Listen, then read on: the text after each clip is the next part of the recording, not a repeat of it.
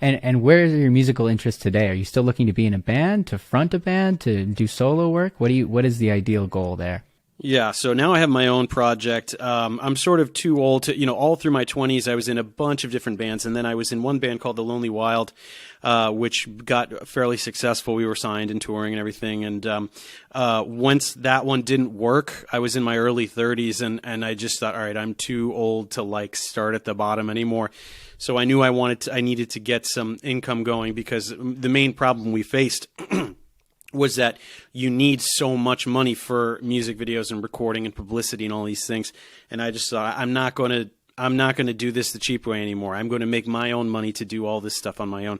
So now that things are a little bit different financially, I've been sort of cultivating my own project. I put out an EP 3 years ago, before the pandemic. The pandemic kind of put a wrench in things, but it's my own project. I write everything in Hire Players, and it's very, I guess, synth rock is the easiest way to describe it. A little bit progressive, a little bit psychedelic, and a little bit, pretty groovy stuff. And I write the songs and track everything myself except guitars. I don't know how to play guitars, so I don't play that.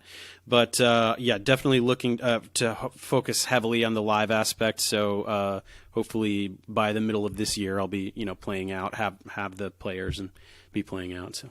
And how on earth do you have enough time to do as many videos as you do and all of the musical things combined, especially if you're shifting focus to music? It seems like you get more done in a day than is possible. I probably sleep maybe 5 hours a day and work relentlessly. I'm a workaholic. So, the idea was to backlog about a year's worth of content on the channel so that I could pivot completely to art and be continuing to release content for a year without doing any work. I was getting along pretty well with that. I was about 4 or 5 months ahead, but then we bought our first house. We're expecting our second child, so we kind of upgraded, got a house, and then in order to do that, I took this really big contract with a company called Chegg. So it's a lot of content for them privately, for an amount of money that was going to really help, with the renovations and buying new furniture and all this stuff. So I had to say yes to that contract. So I've been working on that for like 2 months and not doing really anything on the channel.